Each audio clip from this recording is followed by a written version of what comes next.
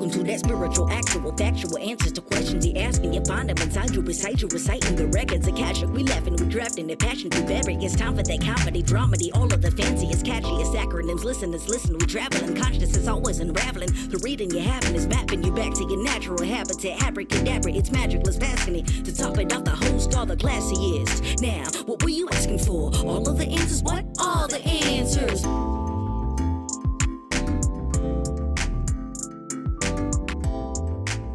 Now we can hear you. Okay, nothing changed on my side. Like, I wonder if nothing, like when you change the dial, it like had to take a breath and like refresh itself or something.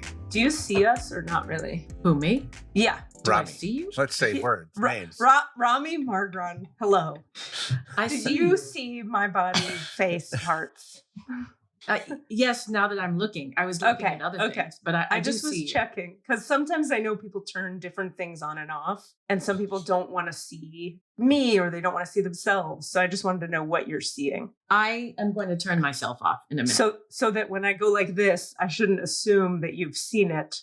I was like, I see you. No, I will be looking at you. Yes. Oh, I wasn't. I was looking at Twisted Wave now I get and you. trying to get the. I get it. I'm still thinking maybe it's too hot. No, I think we're okay. It's just when I get really You're excited. too hot. You're too hot, Rami.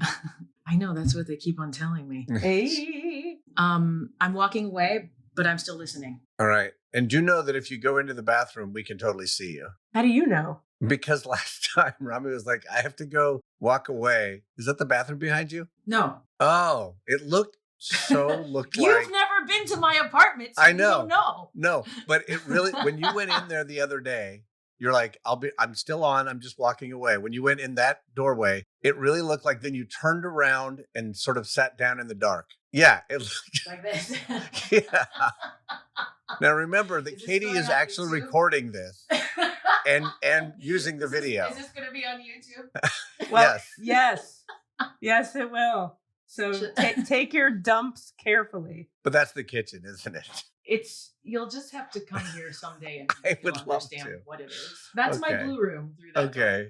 It really looked like you went into the bathroom last time. And I was like, that's cool. You didn't really show anything. It just was a little. I did go in the bathroom, at some point, but my camera was off at that point. It's a long journey. Life is a long journey. Well, it's my first day back in California, friends. Welcome home. Welcome back. How do you feel? I'm so happy to be here. Mm. You know what you guys have here, you Californians? What? Green Oh. and like moisture in the air. It's like, holy fuck. And then just not being at elevation is such a relief to my body. Holy fuck. Like, and I could like feel it happening on the drive, just slowly coming back to like my body a bit more. It was really great. They do have evergreen in the Southwest. Yeah, it's just right this minute. Everything's the majority of what you're looking at is just desert and brown. Yeah. And then there were 2 dust storms. Evergreens don't have that same. Greenness to them. Yeah. It's like a lie.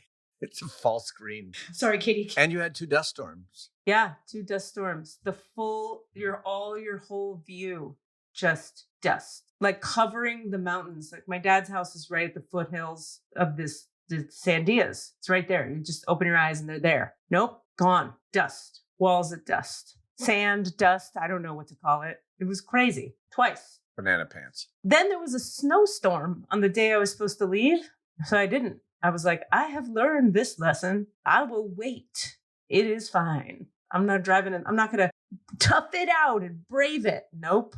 Nah. Those don't seem like they should happen within a couple days of each other. A dust Correct. storm and a snowstorm. They 2 seem dust storms. contrary to each other I somehow. don't know. Well, there was major wind all the time, and the whole place is a desert. So it's just kicking up all the sand when there's major wind, you know? And I think kind of the major wind was like a precursor to the snowstorm, maybe. Who the fuck knows? Nature. But it's like one is Dune and one is Hoth. And Ooh. they're not, or Arrakis. One is Arrakis and one is Hoth. Well, we went to Don't a know certain that reference. Arrakis. a brand of nerd I can't track. I'm just like, I have other kinds of nerdery over here. The planet in Dune is called Arrakis, but that is Ah. often referred to as Dune, the desert planet, but it really is called Arrakis. And Hoth is the snow planet at the beginning of Empire Strikes This Back. part 2, second movie. Yeah. Yeah, or part 5 if you really want to get about it. Yeah. Part 5. Since the first Star Wars is actually called A New Hope, and it is part 4, chapter 4. Can you,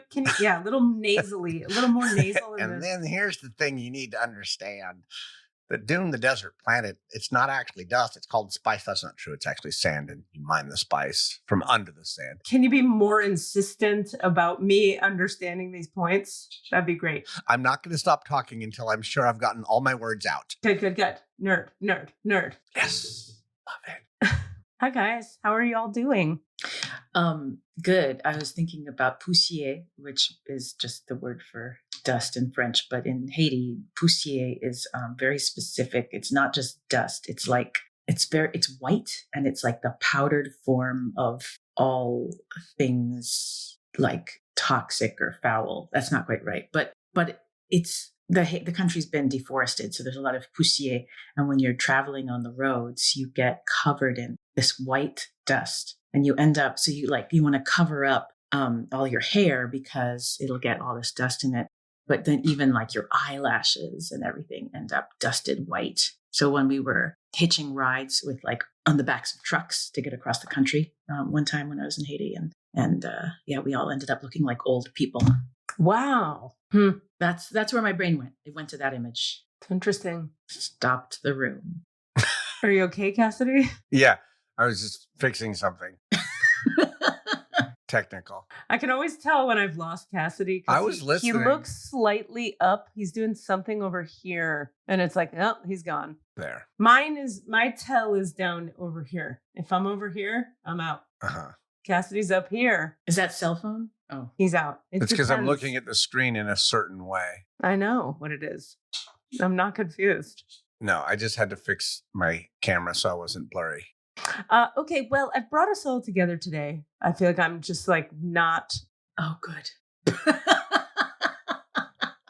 saying things because I wanted to talk about God. I feel like okay, God, there's 800 things. First of all, do you guys feel any lightning? Because the 600 million retrogrades we had ended yesterday.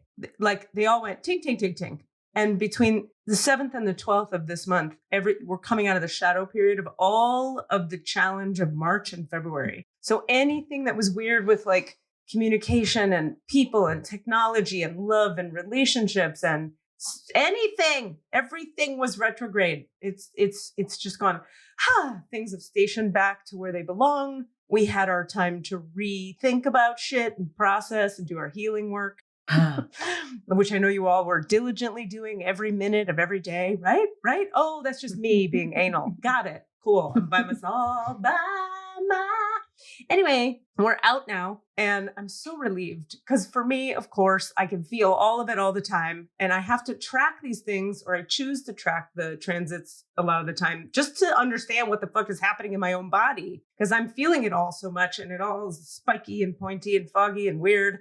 And then I'm like, oh, this is because, okay. And then it just changes. And all of a sudden I'm like, okay, we're back. So for me, being out of town while the end of that was happening, I also was in this like high elevated spiritual place called the Southwest where the frequencies are high anyway. And I did so much work on myself energetically with resistances to things. And I came back and now I'm like, oh, I got to go away on retreat kind of and like process a bunch of shit and come back and be like, hey, my life, I see you in a whole new way. Look at this.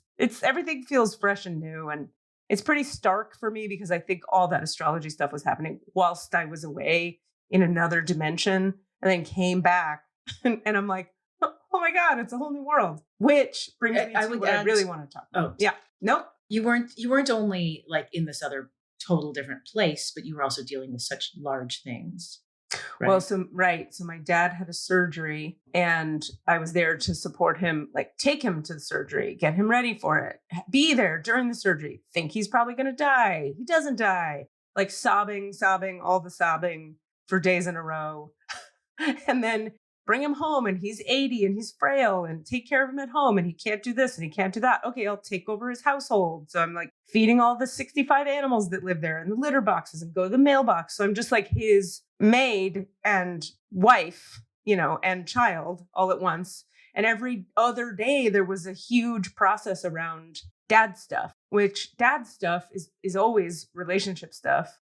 So like I have this relationship with this human man that lives here, as you know, and I got to see all of this me and the human man stuff quite clearly shown to me through the reflection of, or the lens of like, what's triggered by dad now. Well, so like stuff would come up and I'd be like, oh, that feeling feels a lot like how I feel with Eric a lot of the time. Let me process that. Oh, wow, I don't feel that about Eric now. That negative thing I was feeling. It was, yeah.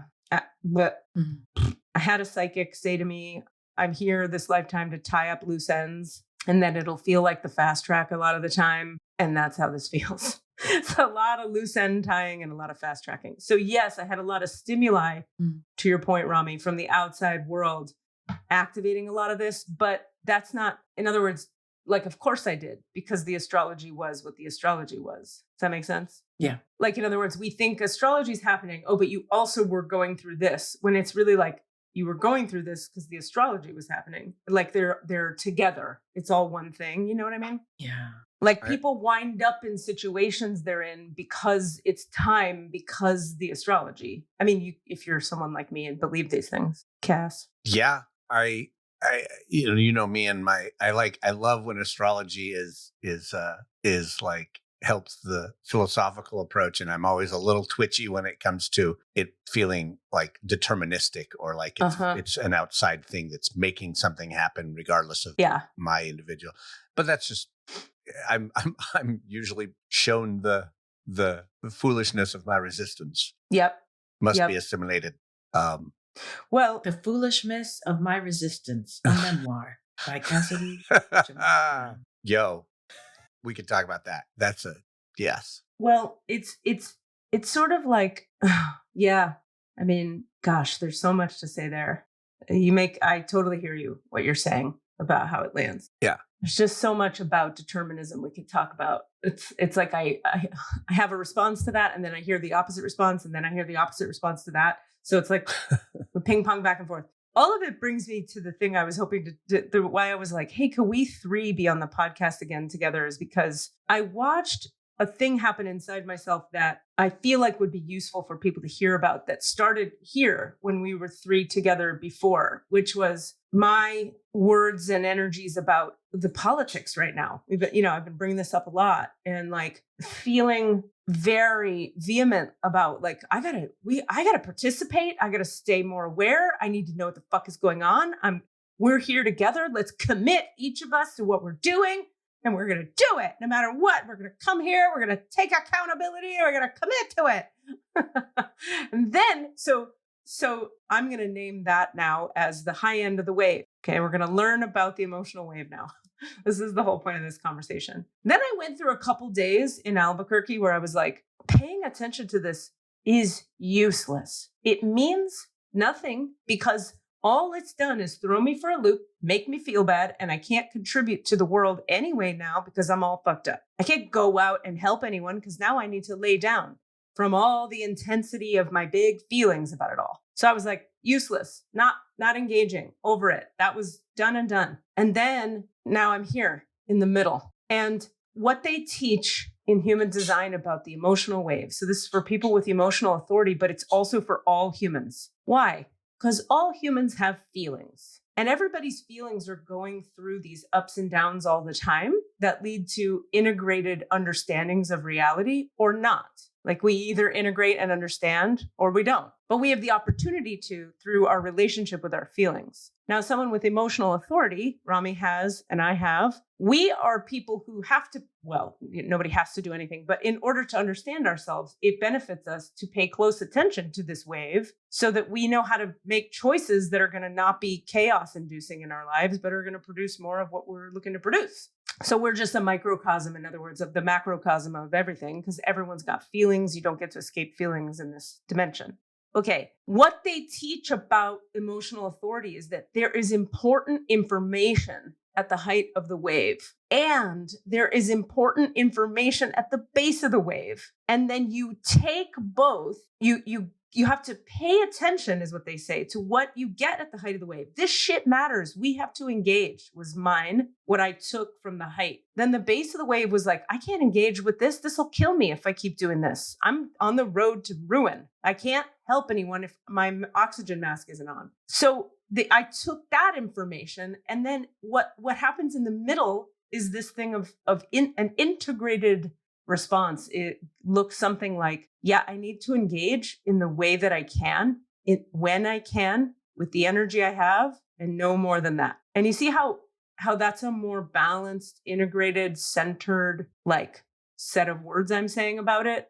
Whereas I was like making this call and this demand for like this very, let's learn another thing, defined ego relationship to politics. I was saying, let's all commit and be sticky and stuck and committed. Commitment and promises. This is the thing of the defined ego. My word is my bond. Defined ego. Open ego is not that. Promises shift and change and ebb and flow and kinda, but not really, but sometimes, but yes, but no, but now, but not. That's open ego. So I watched myself get very defined ego-y about that. And then I watched myself get very open ego-y about it.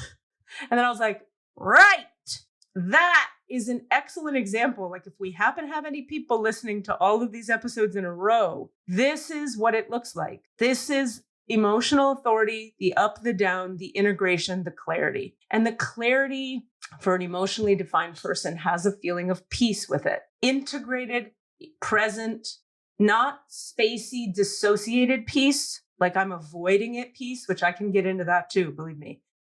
But grounded, I feel my feelings, peace. I'm going to take some action, and then I'm going to not. And then I'm going to take some action, and then I'm going to not. Because I don't have the energy for sticky, defined ego, always committed, fight in the streets every day, no matter what. But I can, to Rami's great point when we met last time, support those people when I can, as I can. And if one day I have the energy to go to the protest, I will go. And if the next day I don't, I will not. Anyway, I just was moved on my drive back, as I always get these fucking, poor Rami gets these 87 messages in a row from me that are like, here's every thought and feeling I've ever had about everything forever. Good day.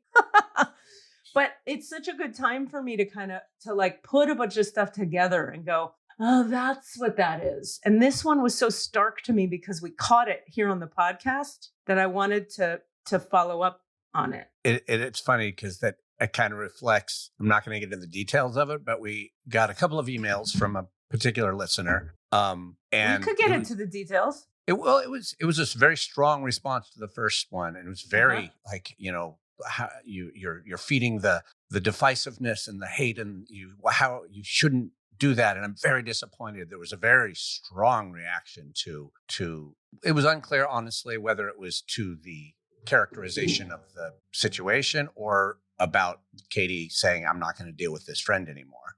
I thought it was pretty clear, actually. I thought it was about the friend, and then something that was said in the email made me think it was because something about our president, and made me feel like I think there was a camp.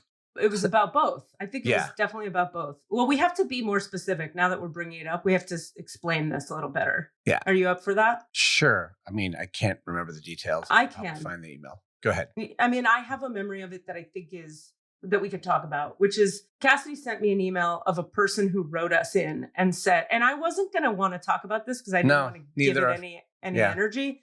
But as soon as I was just now talking about the emotional authority, I was like, this would be a great segue into talking about this email we got. I had the thought and then you said the words. So I'm like, let's talk about it. I guess so. So this person wrote in and said, you're functioning about to me specifically, you're functioning from fear and hate when you talk about not wanting to be friends with your friend who supports our president. And I was like, first of all, if you call him our president, I know where you stand. Yeah. He's not our president. He's your president, bro. He is not my fucking president. I sure didn't fucking vote for that fucking clown. Right. And there you're operating from fear and hate by saying it that way. Exactly. So he said that and we both went, nope, no thanks. Peace out. Fuck right off. I said fuck right off. He can, that guy can fuck right off. And he's going to hear this. Hi, how's it going? Good to hear from you. Maybe if he still listens. I think he is. Fine. Because of the follow-up. So We get that. And we both go, okay, bro, whatever. Now, I want to touch base, though, on a point there about that exact point of that we're functioning from hate and fear. Incorrect. Incorrect. I have an anger-fueled boundary inside of me. Yes. Anger, dear listener who took the time to send us an ill-informed, reactive email or two, anger, when in service to what one believes in the highest realms of spiritual awareness, is appropriate and is not hate. Anger says, that's not okay. I'm doing this over here. And I am angry about Trump's behaviors and choices. Why? Because they affect people I give a fuck about. You dumb fuck asshole. Yeah, that's how angry I am, spiritual guy who sent an email. Because you know what? Spirituality and anger are not mutually exclusive. Wake up, spiritual people, particularly the ones on the right, and understand the two can coexist. It's all of your repression of your anger that causes you to act out on it weirdly by doing shit like, I don't know, kicking people out of the country who contribute to everything good and the economy that we need. For example, if your anger is repressed, it's going to come out fucking weird at people with less power than you. Yeah, so I maybe think that's where that concept of spiritual bypass comes in of like, yes, no, you can't have negative feelings. Yes. Because we should all be working together and be in unification. We should all be unified. And that's you just skipped 7 steps. Yeah, we should, and also unified in love, right? We should be unified in love. And it should just feel good and feel like love all the time. Well, sometimes in order to like experience love, you have to like fight through a desert or you have to fight to get there.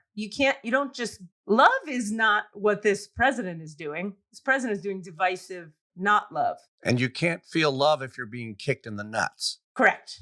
Right. Or being kicked out of your own country that you've lived in and contributed to, or being shamed and hated and told you have to live in the shadows because you had an abortion, or be told you have to be a white, straight person to be worthy of love, or be told that the education system is just, not going to have any funding because I can't even finish the sentence of that one because trans people exist. It's so, okay. Anyway, getting back to it, it's incorrect and inaccurate to say that one is functioning from hate and fear when one says, hey, I can't exactly be friends with you right now because this is now me talking about me and my friend who I've been talking about it for all these weeks. My boundary. I can't be friends with you because I need to talk about how toxic I think our president, big quotes, is being and what the implications of that are going to be for a lot of people. I can't not talk about it. So I have a boundary. That is actually quite loving of me toward her. Right. I don't want to get on the phone with her and spit that kind of energy I just spat at her because she doesn't want it. She's not open to it. It's not helpful to her. She's made her decision. So I'm being quite loving, letting her live. You live. Mel B is a Spice Girl. Mel, the lady on TikTok and Instagram who's a therapist who has a lot of followers, somebody wrote a book and it's all popular right now and it's called Let Them. Let them. Just let them. Your friend who's going to do that, let them. Because if I'm on the phone with my buddy all the time being like, don't you see it? Don't you see it? Don't you see? No is the answer. She doesn't see. So let them. I love also that book is so popular because it's really just like one of 18 principles from Al-Anon. It's like this wisdom has been everywhere, but somebody grabs one idea and writes a book. I'm going to write a book about step 7. And has a good title and people go, what a genius, which is like, yeah, good for her. It's great. Let's market these concepts because that's how you teach the world. But it is funny because it's just free and available at any 12-step meeting you could ever go to. But anyway, so after that, I disagreed to that with all of that. And I thought that was misguided and crazy, but we weren't going to engage. Yeah. It was like, okay, you had your thought. That's fine. Right. And you've missed the entire point of the whole discussion we've been having if you're labeling me as coming from fear and hate. Second thing is then we got another email. Because we had a follow-up episode where we talked about Katie talking about their journey. Now I'm in a different place with this conversation.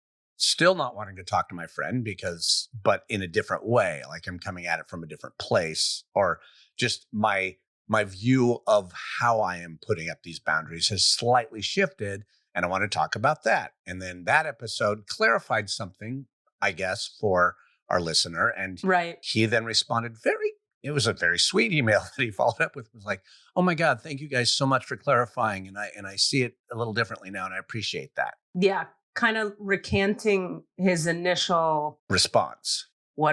response, which, okay. So how I would frame it is the second talk through, I gave more nuanced insight and further depth diving into the choice and my feelings and the boundariness of it. And it's not hate and it's not fear. It's just my needs and it's what I believe. And I'm not going to not believe what I believe. Anyway, I think it was like adding nuance to the initial part of the story that I had told. And I'm glad that it got that person to sort of go, oh, I get it. So I wonder, right? I listened to that and I go like, I wonder, gosh, there's so much to say about it. Thing number one I want to say about it is like, this is why the internet is such a problem and trolls are such a problem, because you had a gut reaction or a first reaction and you just shot that email off. I'm guessing, I don't know how long it took you to write that or whatever, but like maybe wait a second,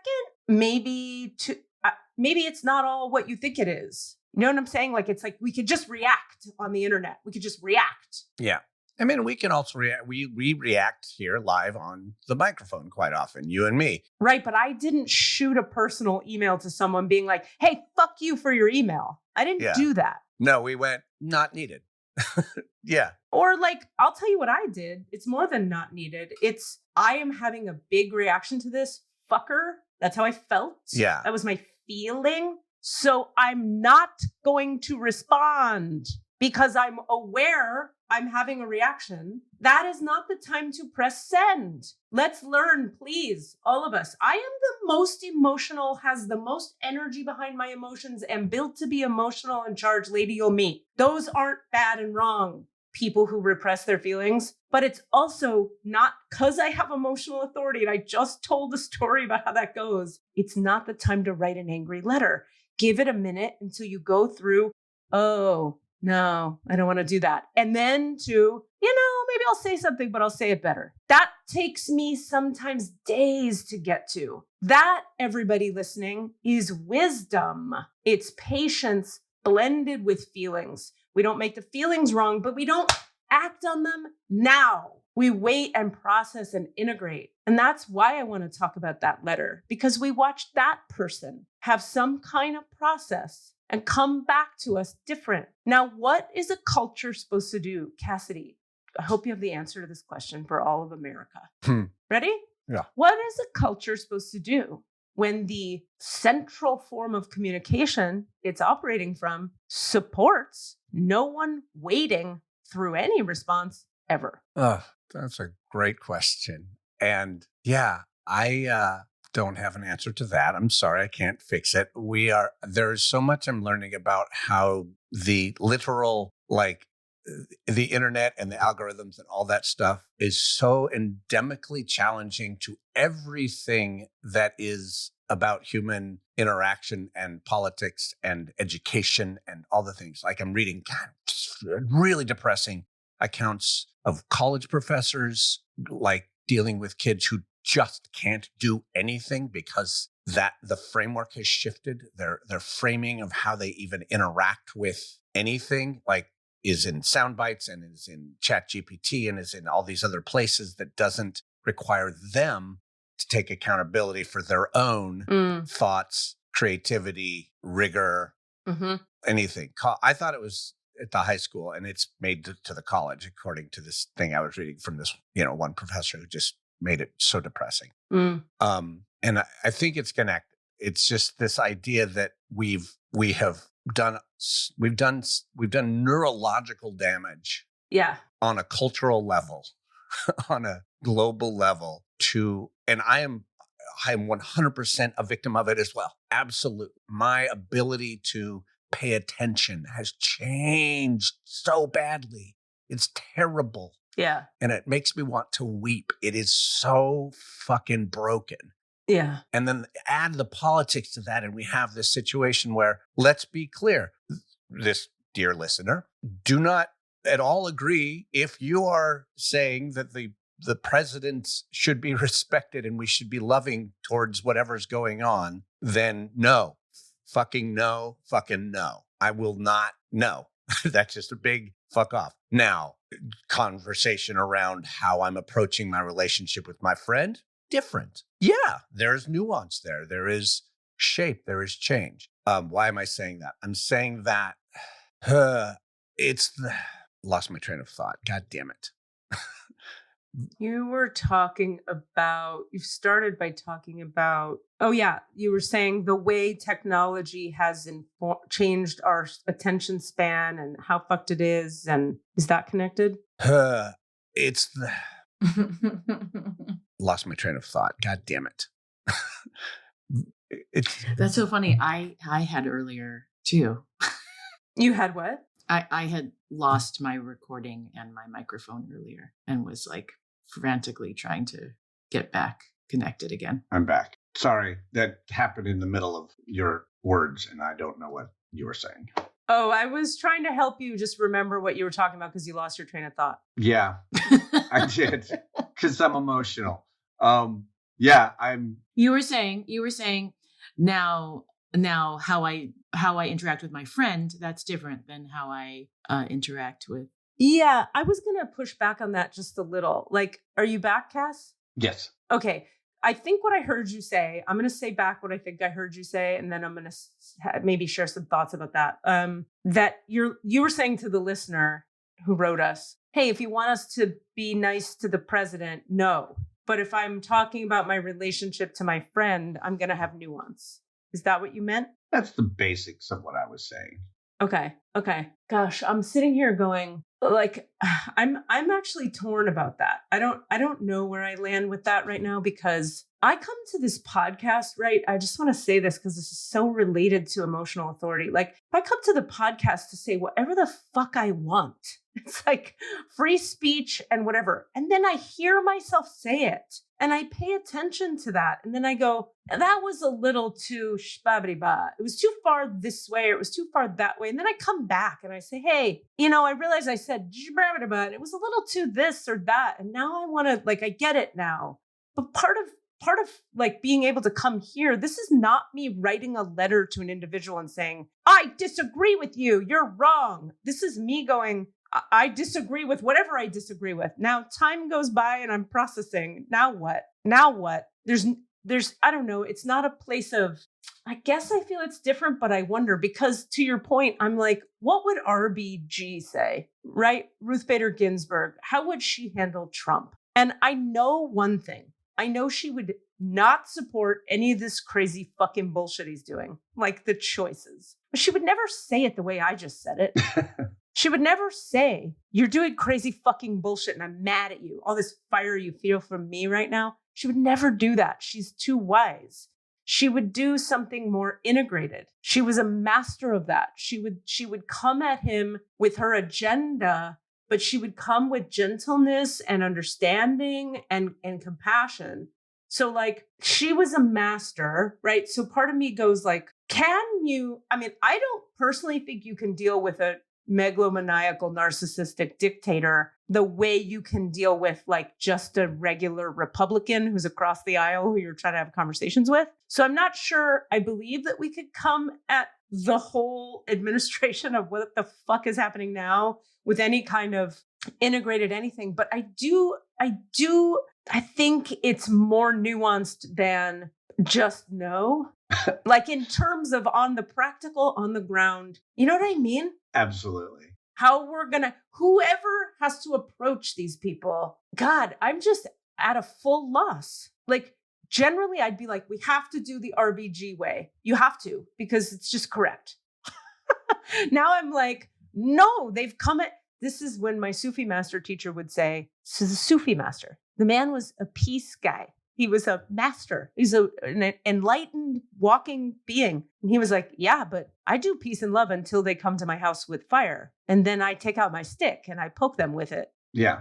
And he ran an orphanage, and all the fucking whoever was against whoever in Palestine and Israel, I can't track it all. They would come and set his orphanage on fire with kids in it regularly. No. Yeah. And he would get up, Mm-mm. this 85-year-old man would get up with a weapon and be like, pow, pow, pow, get away from here. The Sufi master of peace and light, transmitting divine love. You transmit love until people say you have to leave the country because your skin has a color. Like, huh? So then where's the nuance? Yes, Rami, please, Rami. Yeah. Well, it feels like damned if you do, damned if you don't. Right. To me. Right. So that's why I feel at a loss, as you said. It's a double bind. Yeah.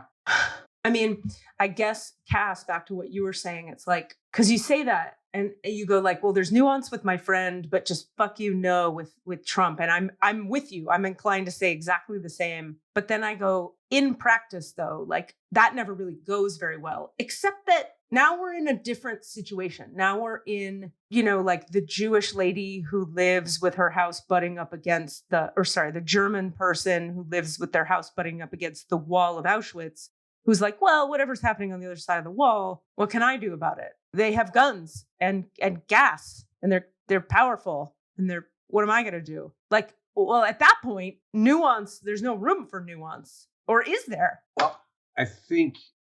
But it's a real question. What can she do? Right. Well, okay. I had this thought. I hear that. And I was thinking about this because I said to someone, what she could do, here's a silly example to make a point. She could cut a teeny tiny mouse-sized hole in the wall, let's say, and she could shove some bread through to the nearest, like, starving Jew. Like, she could do one tiny thing, right? Or she could just like, I'm coming up with modern day stupid examples. Throw a bottle of water over the thing. Like, the other day I saw this. There's the wall in Mexico that there's like a fucking, you go through a, what's the word I want? Gate or something. Border. But there's like a wall portion of it. Somebody built 3 seesaws that go through the wall. So people on the Mexico side are on one end of the seesaw and then Americans on the other side, and they're seesawing together, and you get an aerial view of these 3 seesaws. Wow. Isn't that cool? That's an artist saying, hey, we can connect. I see you, you're a person, you see me. We're just going to be silly for a minute on this seesaw. Yeah, that's beautiful. That's something. Yeah. Something is more than nothing. Yeah.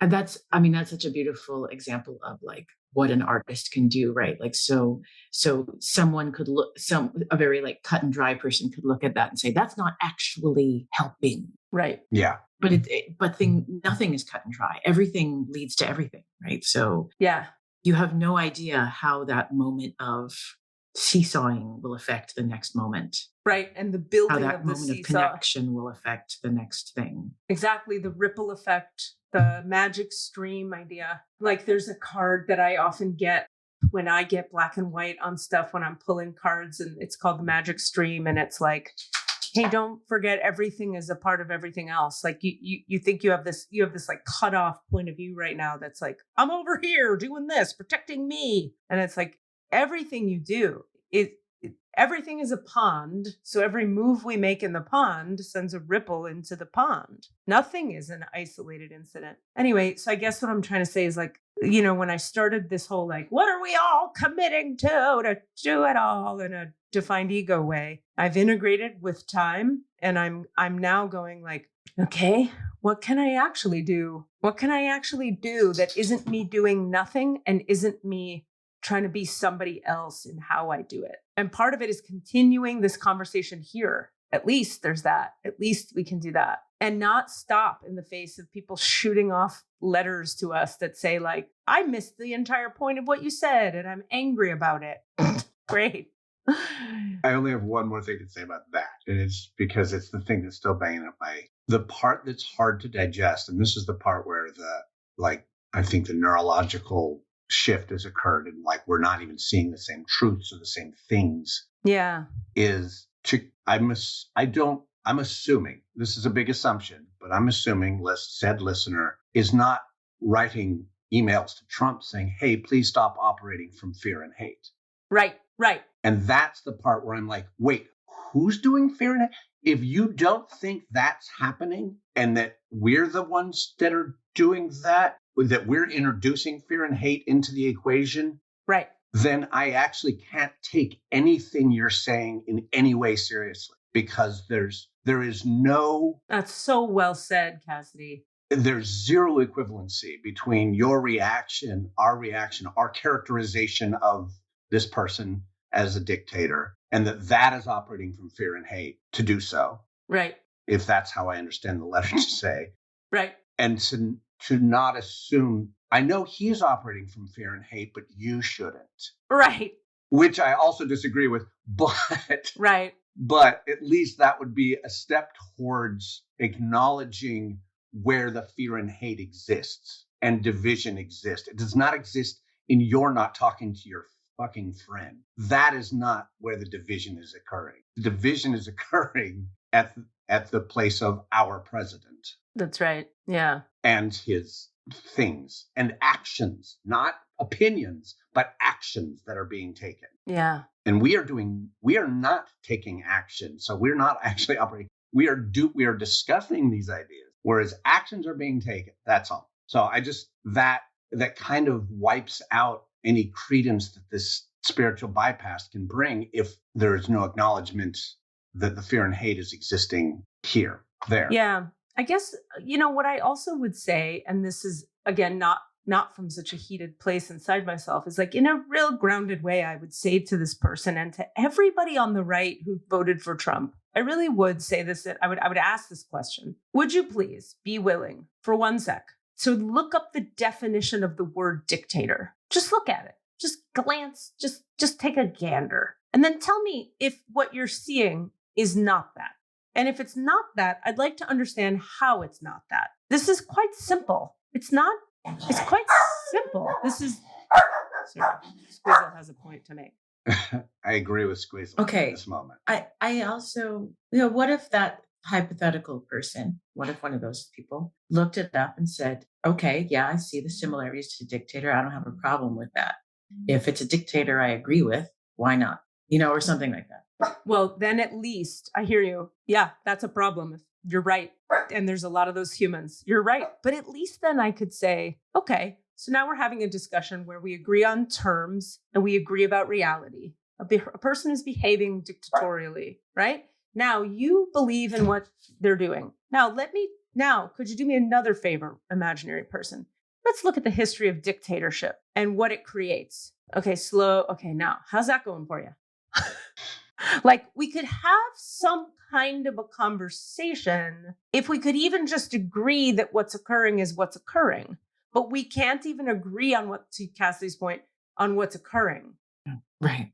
So imagine where your head has to be able to say that, to call him our president, first of all, just that. I have to own I mean, he's technically our president because we are ruled by him. I want to own something else on this point that where I dropped the ball, right? I can't. I'm listening. I'm stepping away from the camera. Okay. Are you going to poop? Just going to pee. I'm listening. Okay. So mute yourself also. Oh my God. Okay. So, I was at a standardized patient job on the day other people's president was elected. And I told this story, I think here. I'm so glad we have this podcast because over time I can own publicly my growth. Can't we all see it? You're allowed to be a human as long as you're willing to grow. We're not supposed to be perfect and get it all right all the time. I don't.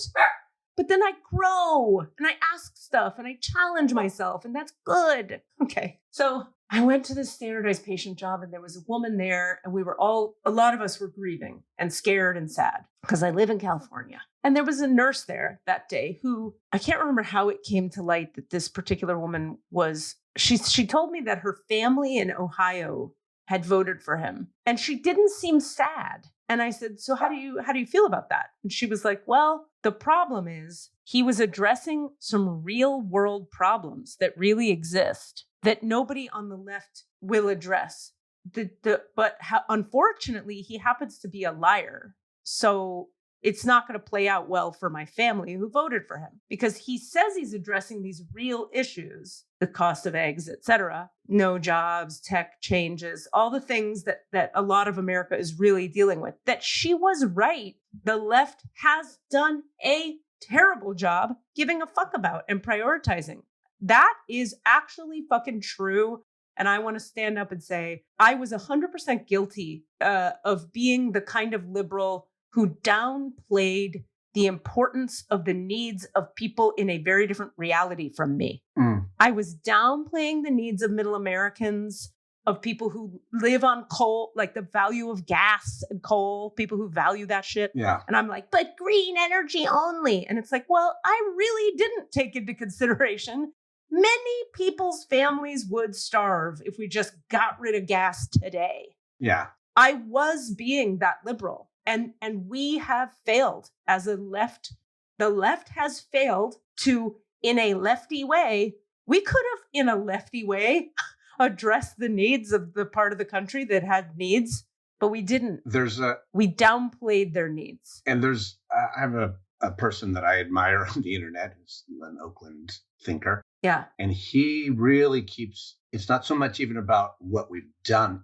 We're not good storytellers. Say more. The left are bad storytellers. The narrative. In what sense? It's all about narrative. Yeah. Because regardless of what actions you take, Trump's a liar, but he tells a good story somehow. Somehow he structures the story so that people believe him.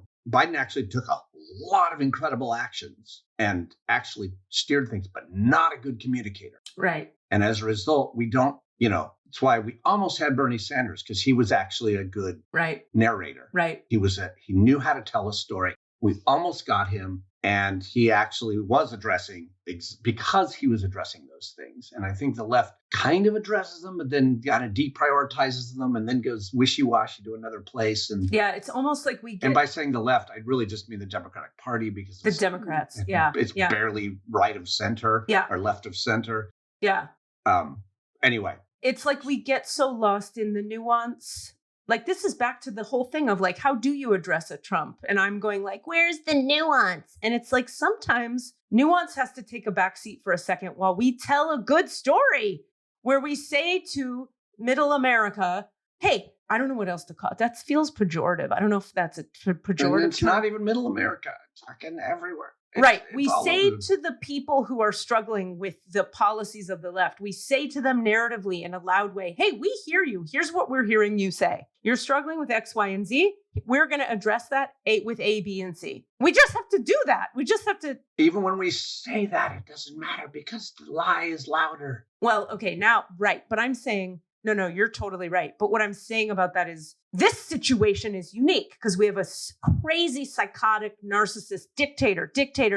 I said it, guy who wrote us a letter. He's a dictator. We have that guy in charge. That's not a normal Republican. We already were doing a bad job with the narrative. I'm saying before him, we were doing a bad job on the left with our narrative, to your point. Now, our doing a bad job with the narrative got us here, where there's a fuckwad in charge who's going to kill and he's you get it. You see what I mean? That the narrative point you're making before this moment was a big problem that we did so badly that we wind up here. Yeah. Where people will hear the loud yelling narcissist fuck because because at least you can hear him. We're off doing nuance in a corner somewhere, like flapping our wind like a gentle breeze. And he's in the front. I heard somebody say on some podcast, they were like, you know why I think he won? I think it was a comedian. They were like, because he talks like a guy in the mines. Like you go to work and he talks like this guy. He just talks like this. So I relate to that guy. And I'm sick of all this nuancy, politics, lefty shit that I don't understand. So that we should have. George W. had going for him too. Exactly. Yeah. So we should have on the left had some kind of mouthpiece person being like, all right, here's the deal. We care about each other, right? That sounds like Bernie. You're right. Except here's the problem with Bernie. Bernie's too Jewish. Yeah. I said it. America can't hear a straight talking Jew say it. No, we don't like the Jews. There's some kind of, I don't know what our fucking problem is, according to white people, but we're. Rami knows. Go ahead. Please tell. I do. I do. I'm doing a theater piece about it right now. What's wrong with us? I don't want. You don't want to hear it. It's a lot. I really do. Well, do you want to finish your point before I tell you some know. things I'm I've just learned? ranting. Please, no. I'm so tired of myself. So I'm doing this theater piece where I play an expert. I play Peter Simi, who is a sociologist whose expertise is the white supremacist movement and specifically how they use violence as a core characteristic. All right. So I don't know at this moment what percentage of white Americans are like hold the beliefs of the white supremacist movement in America. I don't know, but I do know that there's a lot of overlap with like MAGA, obviously, right? Mm-hmm. Yeah. Since MAGA folks are, I mean, even though there are people who are MAGA people who are not white, I know some of them, but still, it is and based on white Jews supremacist beliefs. But weirdly, and there are Jews in the family. There are Jews in his family. Oh yeah, fuck it. Fuck it. Okay. Anyway. Oh yeah. That is it. So and there is nuance, and there are different beliefs within the white supremacist movement, but basically the Jewish replacement theory is very key to white supremacist beliefs. Do you all know what the Jewish replacement theory is? So when you're talking about the white supremacist movement, you're not talking about individuals, like an individual at Thanksgiving who expresses a racist idea. It's not that. A white supremacist movement is it's a common culture that is held together. There's no like CEO or like central organizing system, but it's held together by a common culture who have common beliefs and are going towards a common goal. Yeah. Common goal is a white ethno state, essentially. Yeah. I kind of can feel where you're going with this. Yeah. Mm-hmm. I'm listening. And the common belief systems is that anyone, and they call everyone except for white people non-whites. Okay. Yeah. Anyway, so melanated folks, they have a lot of views that melanated folks are inferior and subhuman, essentially. But Jewish people, they think very highly of Jews. They think they're quite evil and are contaminating society, but they think that they're very smart and organized and capable. And the Jewish replacement theory is that Jews are the puppet master controlling all the advancements of all people of color with the goal of replacing white people with people of color. So anytime any melanated person does something bad, let's say, quote, bad or whatever, it's the Jews who are controlling them and getting them, or the mastermind behind it, with the goal of replacing white people. And so the Jews, according to this theory, come in a white shape. Yeah. They're whitish because that would be the smartest way to do it. Yeah, sort of. Yeah. That would be. Yeah. It's like you got to have a whitish person. Otherwise, nobody would believe it. Right. Yeah. That sounds about. Yeah. In other words, you could say like there could be why would it be the Jews that are masterminding this? But it would make sense to me because they're white enough that we could trick other dumb white people into following us or whatever, to voting for things that make the brown people able to take over the. Yeah. Why do we think things are this or that? Why do we think that we? Okay, thank you for that. That was very helpful. It's interesting because, say that again, sorry. I was saying thank you for that. That was very helpful. That explains a lot to me that I did not fucking know. That's like... Yeah, that's why people, when they chant, Jews will not replace us, it's because of that Who theory. Chants that? The white supremacists marching with the tiki torches and... Yeah. Still? They chant that? Yeah. I don't know what they're doing right now. My piece is about Charlottesville. There was a Nazi flag hanging on an overpass not too far from where we are here in the East Bay. Like maybe Contra Costa County. I can't remember exactly where it was, but like there. that's where they're chanting it, you know? Well, we definitely, when we worked over at the Willows, we saw, and where we worked in Martinez, we saw like evidence of that type of thing, right? Yeah. When you said the thing about the puppet masters, I was like, is George Soros Jewish? He's non-religious Jew, but he survived Nazi occupation. George Soros is the multi-gazillionaire who they keep saying is financing anything. Oh. He's the one who pays for paid protesters. He apparently paid everybody who protested this last Saturday like $10 million, which would be, $1,700 bazillion that doesn't even exist. It's bananas. Yeah. Anyway, I was wondering, like, if he's the ultimate puppet master, because he's the one they always, it's a George Soros backed thing, or George Soros paid for that, or that's a George Soros thing. Yeah, that sounds very much in line. You've got, all the right-wing billionaires, and then you've got one left-wing billionaire that, is characterized. And it's shocking that he's a Jew. Mm-hmm. And then that's who they've chosen to spotlight as the... If you have any other questions about details about the white supremacist movement, you can ask me, and I might actually know the answers, by the way. Well, okay. What's happening in my life? Great. I'm really happy about that. And I'm like, we're talking about right now. I said, what's the problem with Jews right now? Why are we so mad at the Jews? This is in 2025 when I'm like, what are we doing now that's so offensive? And it's always like, oh, those Hollywood elites, and they run Hollywood and they're evil and they eat baby blood or whatever the fuck. Mm-hmm. But then the idea that what you're saying, Rami, that was, when did this happen in history? When was this established, this notion of the replacement? Right. Okay. So I can tell you, it's amazing to actually have these answers. So it really sort of started to take hold in the late 60s, early 70s. So this definitely coincides with a lot of social change happening, like a lot of civil rights gains, right? And then it really took hold in the 1990s when a lot of laws were being passed around like housing, justice, and, whatever, just lots of lots more laws were going into the books to support, people of color having rights in America, God forbid. Yeah. But if you look at sort of the timeline of my understanding of,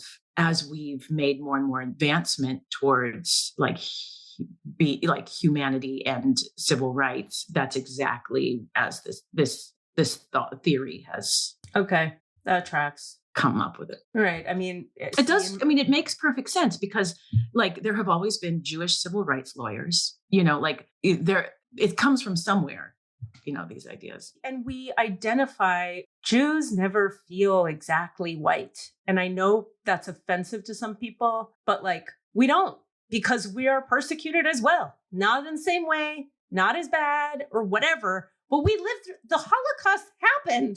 Like Zionism forever. Like Jews have been persecuted a long fucking time, and we're still misunderstood by the culture, just culturally, just socially. I'm misunderstood all the time in fucking California. When I lived in New York, I was like, oh, I could just be a Jew here. And when I lived in New York, upstate New York, I was like, oh, there's Jews everywhere. I could just say a thing like, hey, hand me the thing, and nobody's offended. Whereas in California, I just say words and people are like, take it down a notch. I'm like, I'm just being a Jew. Hold on one second. Come on in. Okay. I need my help.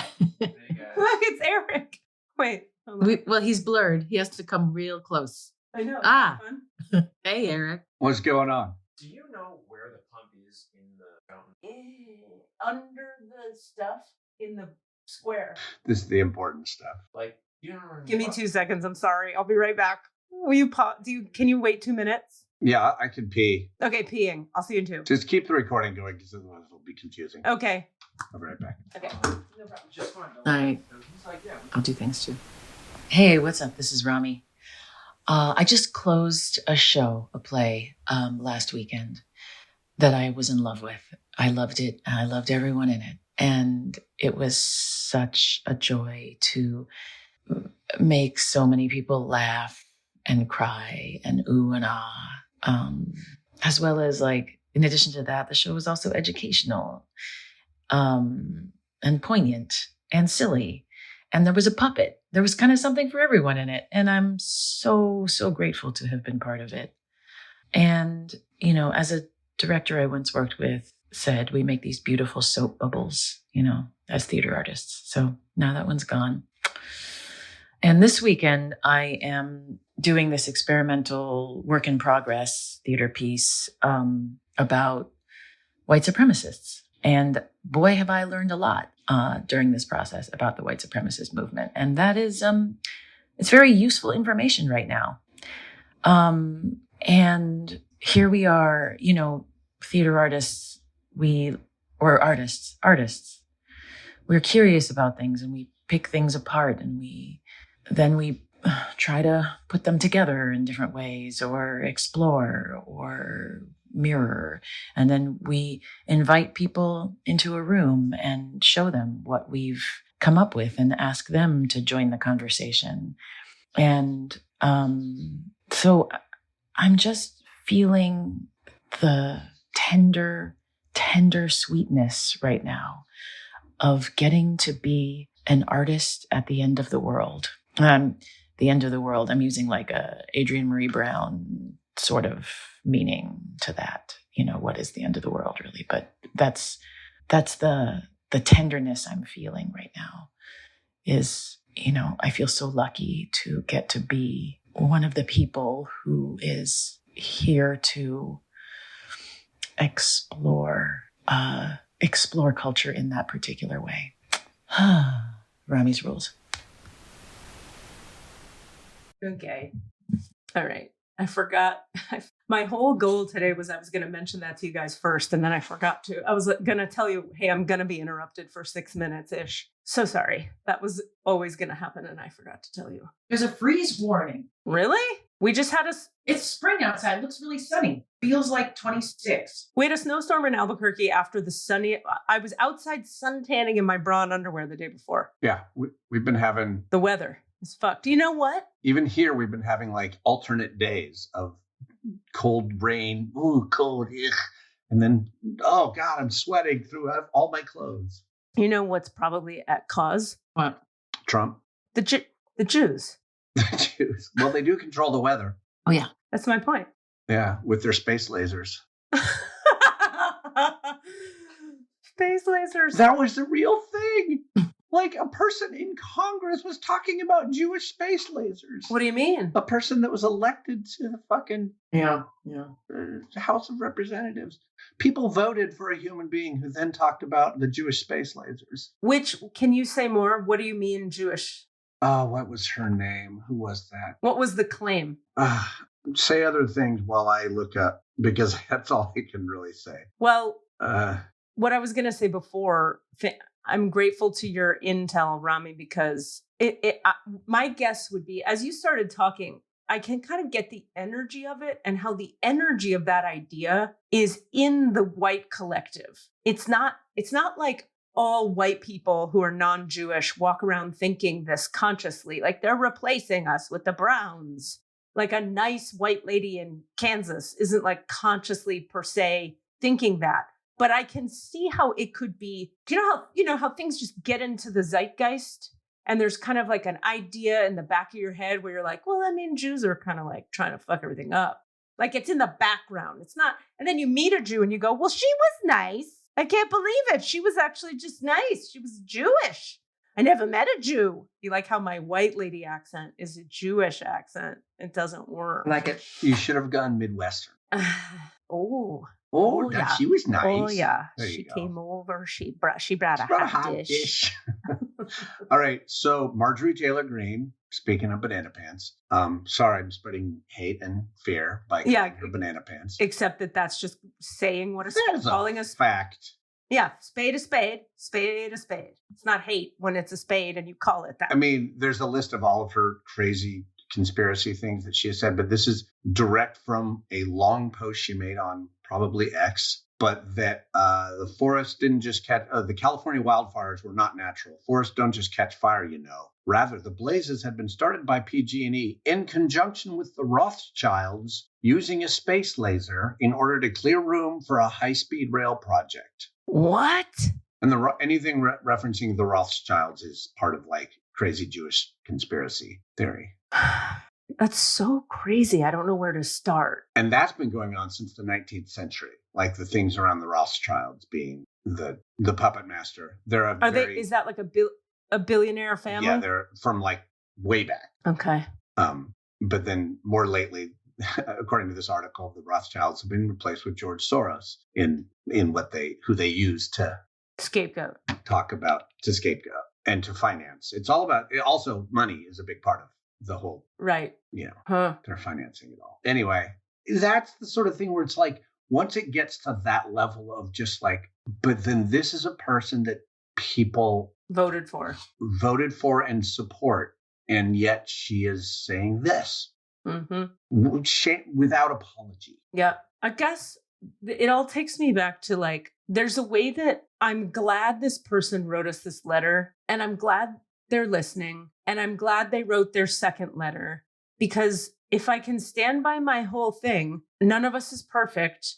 We all have reactions. Sometimes from a reaction, we shoot a ridiculous letter off to someone, and then we come back to our right mind and we understand better, and then we integrate. And that's me. I am the walking, talking embodiment of a potent, loud, emotional wave that goes through phases. So I'm glad they came around. It was I still think I disagree with them politically, but I'm glad they could stick around. Wait. I didn't know there were two letters. There was a second letter that said, in response to our follow-up email, "Oh, I see more clearly what you were trying to say." Yeah, like they listened to the next week's episode and they were like, "I heard the next week's episode. Now I get it better. You're not coming from fear and hate."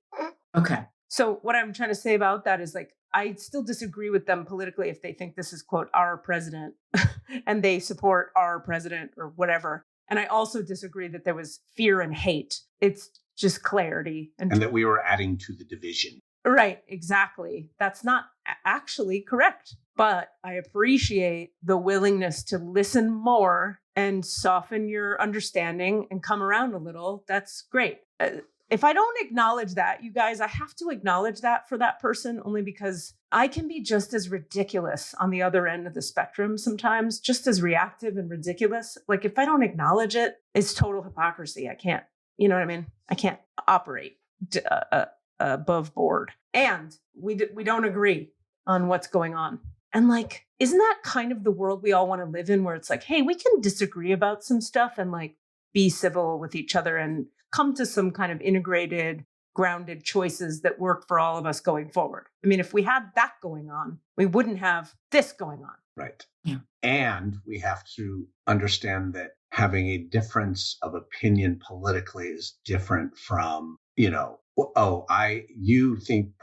I think that, I can acknowledge that there's a little bit that the price of eggs is too high, but then I need you to acknowledge that trans people have a right to exist. Like the level of like what we have to come together on is madness to me. Like, wait, I'm not sure I understand what you're saying. I guess my point being that like it's not actually a difference of opinion when one side. It's not even a side. It's just like when the person I'm talking to, is denying one person's humanity, and my problem is that you have an issue with taxes. Like, okay, so Yeah, I'm gotcha. hearing what you're saying. I think it's because in their framing of it, they see the sort of tech industry, green energy, brown people, trans movement as all somehow connected to and related to and causing the problems they have with their egg prices. Meaning, and I actually don't mean that in a diminutive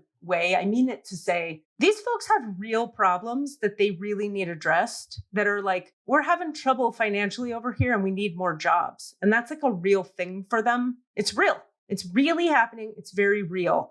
And I don't want us to downplay this anymore, because again, that's my whole thing about, that's what we've done incorrectly as liberals. There's Democrats, is downplay the actual real needs of people in that part of the country. Simultaneous to that, we need to disconnect the two ideas. Like somehow it got conflated that like, if trans people have rights and women can have abortions, somehow that's tied in and conflated with we have no jobs. They're not connected.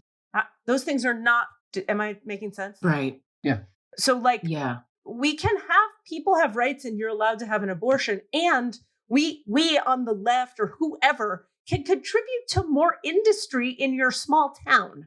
Like those two things can, why do we have to get Mexicans out of the country so you can have more jobs? And I understand you might say because they're taking our jobs, but no, they're actually willing to do the job you don't want to do. You can do those jobs. Go get those jobs. As a white person, you would get it first. Let's be real about the world we live in.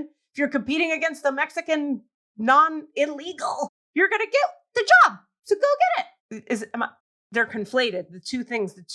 Somehow it's all conflated. Yeah. I mean, the blame people have been convinced that the thing that's to blame for their problem is something outside of what it actually is. I mean, that continues to just happen over the last 50 years. It's just like, no, that's not the problem. The problem is economic policy. The problem is it's not pronouns. It's not woke. It's not, I just don't know what to say about that.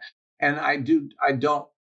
but I also think there is a significant subset of people for whom the economic thing is not the issue. It is the woke stuff, and that's playing on some other issue that they are struggling with, their own religion or fear of change, or thing that they have been convinced to hold dear, which is irrelevant to their actual fucking existence. Right. Fear of difference, fear of anything that isn't what. Yeah.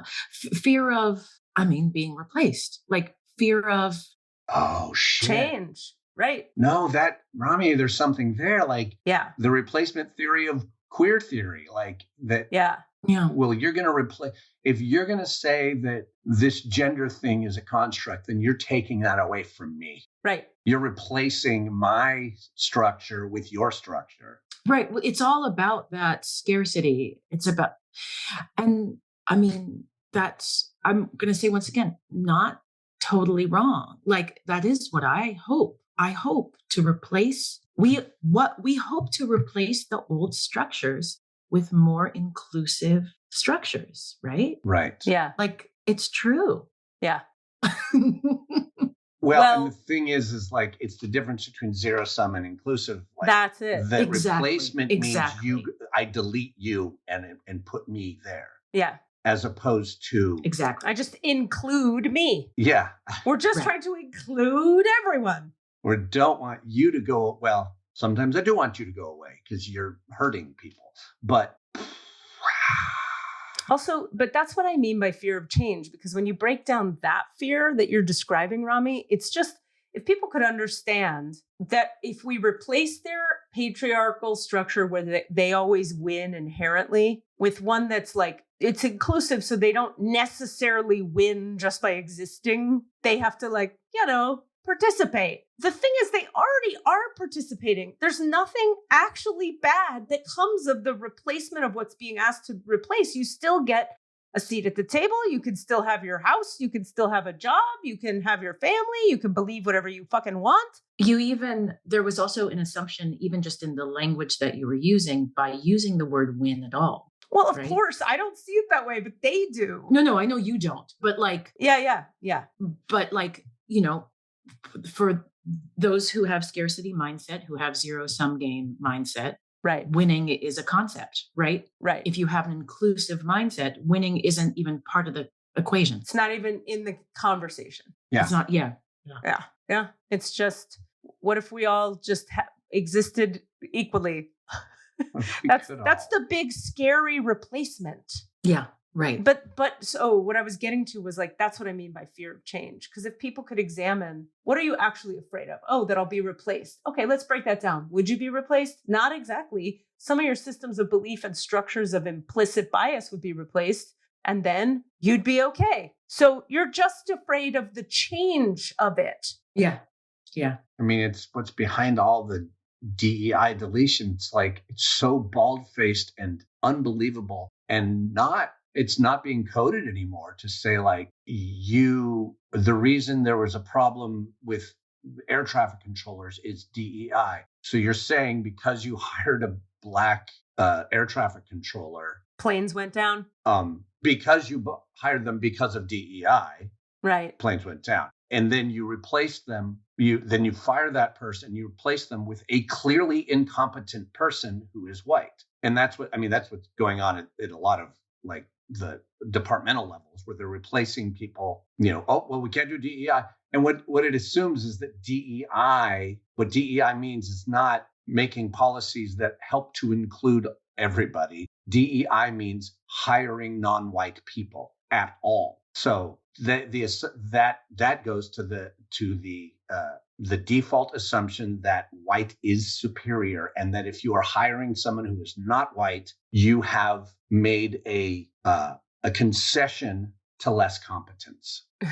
Right. That's right. In the name of DEI, which is just. And then to see the level of incompetence with the white people who are being placed is like, do you not fucking see it? Well, how about the level of incompetence at the top?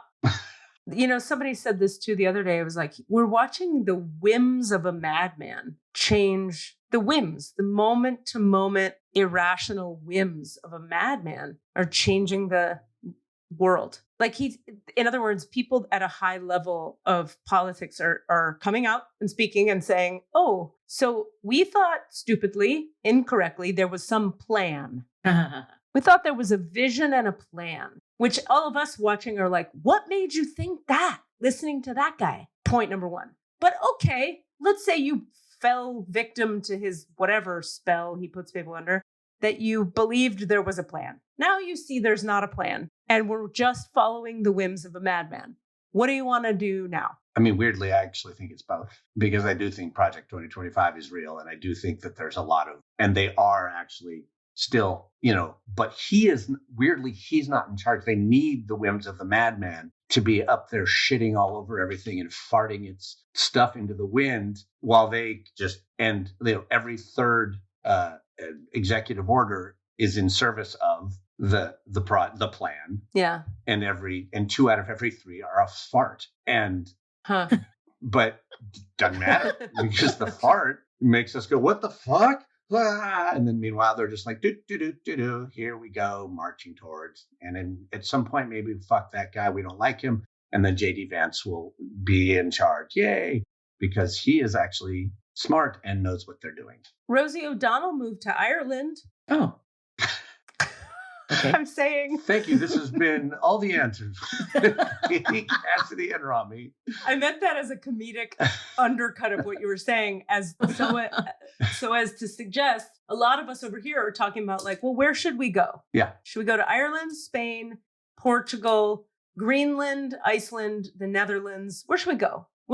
New Zealand? Like, where are you most likely to stay out of the fray of the impact of this? And there's a few places that don't have dictators on the rise. And Ireland is a popular one. And fucking Rosie O'Donnell did it. She already did it. She up and took her gay, queer, wonderful family out of this fucking country and went to Ireland. And they just legalized gay there in Ireland very recently. And abortion. Legalized gay? Yeah, they're a Catholic country. Right. Well, I'm just saying, like, we all think, some of us here are like, oh, that's a little crazy to think you might have to actually leave. And I'm like, no, it isn't. She left already because she was so outspoken that she was starting to they were letting her know, they were watching her, following her, listening to what she said, bringing her to court. She was being targeted. Okay. So she was like, okay, I guess we're going to go because I opened my big trap. And I've been wondering about these fucking videos I make, if I should make them, let alone this conversation. But like I'm making some stupid videos on YouTube about my story. And I'm, of course, outspoken there. So I'm like, I guess we don't live in the land of the free anymore where you can say stuff. I guess not. Mm-hmm. I think so about that, about you and your videos and being outspoken. And the example of that woman who you told me about in our private conversation. Yeah, this white woman who got a lot of attention because she was a white. Mm-hmm. Yeah. Mm-hmm. And I don't No, exactly. So there's something about having the energy for it and having the positioning for it. Yep. Right. Like there's a world where you continue to make your videos and you continue to be outspoken, Katie. And when they come for you, you have the tools and the positioning to handle that and get attention on you to help others who might not have the positioning and the tools. That's a nice idea if I can survive it. If you can survive it, right? I don't know that I'm the person. That's the point. Back to point number 1 of today of like second line body, I would do badly in jail. Or would I? But I think I would. But I do have 2838, so I like a good challenge. There is that. And you know how to, like, you have some great tools to help in that. The way that you know who you are, and you know how to not back down, and you know how to get things done, so I'm not telling you to whatever, get yourself arrested or anything, but I could imagine you being someone to take that on. I understand. That's what I wrestle with every day, is like, I'm not sure I'm actually capable of it. And I would be pretty, what's the opposite of wisdom? Foolish to pretend I'm as tough as the way I speak suggests I am. My body is not. And in any previous context, that level of what you're talking about isn't, you're still like privileged enough to be in a position to have that actually not be a threat. But things are shifting even farther now to where even your level of, that's it. You're not really getting out there and, calling for revolution. So they wouldn't have come for you. But now there's even more sense of like, fuck, they're coming for just a college professor for signing a fucking petition. Like, exactly. Jesus Christ. That's my point. It's like, it's not a democracy. It's not the land of the free where you can have a dissenting voice and just have that be part of the system. You can't, it's not. At least that's what they want it to be, that it's not. So I don't know if it's really safe for me. I mean, to your point, my white, pretty boyfriend just walked in to ask for advice about how to fix our fountain pump. Like, these are our daily things. I'm as privileged as it comes. Yeah. Oh God, I have to go, you guys. Yeah, so do I. Other things. Me too. You guys, thank you for coming and doing this again and hearing me out. I hope still that the message I was trying to convey about like the emotional wave is not lost. Like, I am committed, I'll tell you this much, to being transparently myself here and to sharing all the insights I have about my own ups and downs and failings and too much-itude and not enough-itude, for the sake of at least being an example of someone who can own all the sides of it. One of my big complaints about humanity is like, nobody will fucking own their stuff and then nobody can heal and change. So I have to just be willing to be visibly owning of my own emotional wave, if nothing else, for the sake of education. Let's learn something. Oh, we go up, we go down. There's information on both sides. We could integrate and come to something peaceful and centered where there's reality and there's something doable in the middle. That's the whole thing of this whole political, we're watching the height and the base of the wave politically. This is the height of some dark shit, or the base, however you want to frame it. Yeah. And there is information. And there's information. And there's information there if we can survive it. Right. I love you. Love you guys. Hope everything's still okay. I see you soon. Love you. Thank you. Do whatever work you can do. Do your work. Whatever that might Take your river. be. Work harder. Do what I say. I'm the dictator now. Do your work harder is our new catchphrase. Okay. Love you guys. Bye. Bye. What are you asking for? All of the answers? Say what? All of the answers? Yeah, all the answers. Hey guys, thanks for listening. We'd love to hear from you. Please email us with your questions so that we have questions to answer in the Akashic Records. Our email address is allanswerspod@gmail.com. That's allanswerspod@gmail.com. And if you'd like to find us on Facebook or Twitter, it's @allanswerspod, @allanswerspod. Thank you. Because you know what? Spirituality and anger are not mutually exclusive. Mixed and edited by Desmond McNeese for We Mixed It, LLC. Go to whatsoundsawesome.com. Squeeze up.